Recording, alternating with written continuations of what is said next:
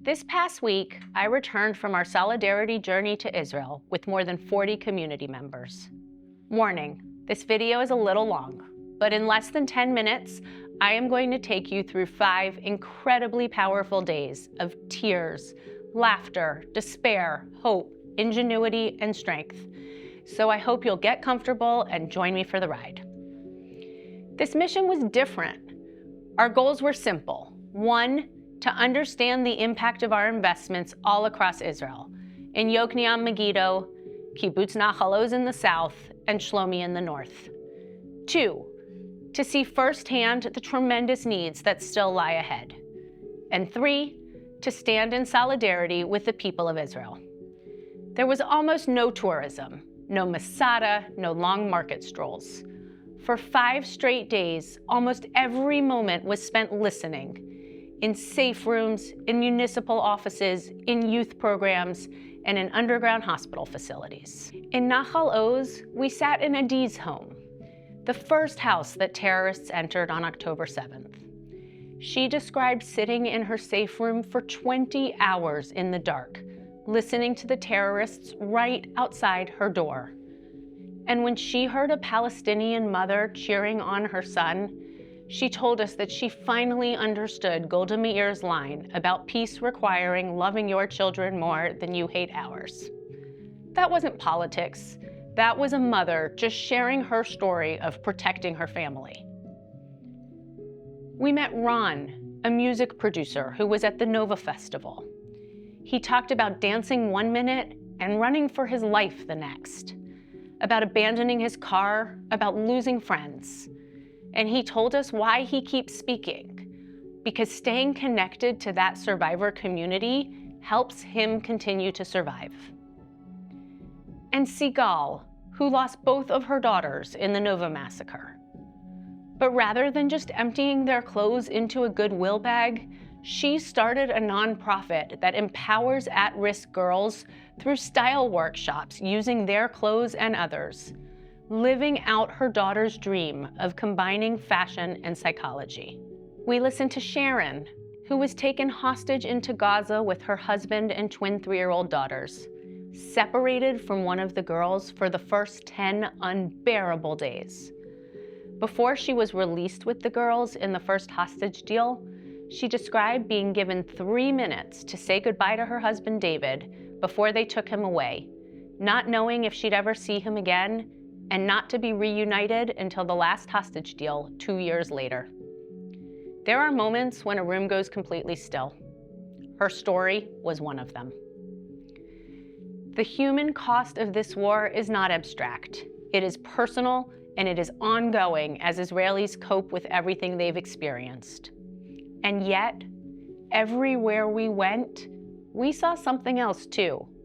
We did not see an Israeli people who need to be rescued. We saw pride and an unbelievable strength.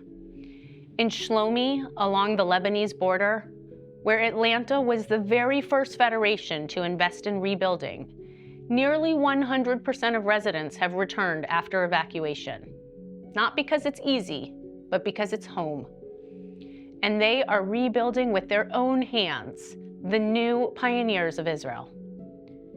We heard about youth programs that take young people from dependence to independence to leadership.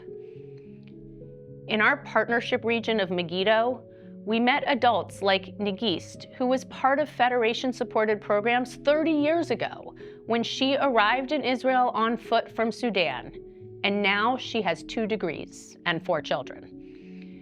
We saw the product of sustained investment in changing lives as seeds we planted 30 years ago have turned into today's doctors, educators, soldiers, and leaders. When we were in Megiddo, the local leaders told us that even in the middle of the war, they conducted a strategic planning process to imagine the next 10 years. That's not just resilience, that's leadership. This mission reminded me of something very important about Federation's role. We are not just responding to crisis, we build systems. We invest until local leadership and government can sustain the work, and then we move to the next frontier. We stretch dollars to create the greatest impact, teaching people how to fish, not just giving them fish. And in this moment, the needs ahead are significant. Trauma support, rebuilding border communities, strengthening leadership, confronting ideological challenges around the world. But I did not leave Israel feeling hopeless. I left feeling proud of the people we met, proud of what this community has helped build, and deeply aware that the work is unfinished.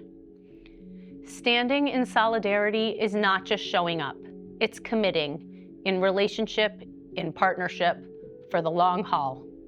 We are not observers of this moment. We are partners in shaping what comes next. And if you've made it this far, you can hold on for one more story. Trust me, this one is worth it in connecting the dots of all the elements of this trip. Despite not being a typical tourism trip, we had two first-timers on our journey. When I asked one of them what brought her on the trip besides our amazing chairs, she shared an incredible story with me. Her son had gone to Weber and traveled to Israel on their high school trip. When he was in college, he went back to Israel to visit a Weber friend who had joined the IDF as a lone soldier. On that trip, he met a guy named Bar Cooperstein. Bar, years later, was a security guard at the Nova Festival, taken hostage into Gaza and held for almost 2 years until the final hostage deal in October.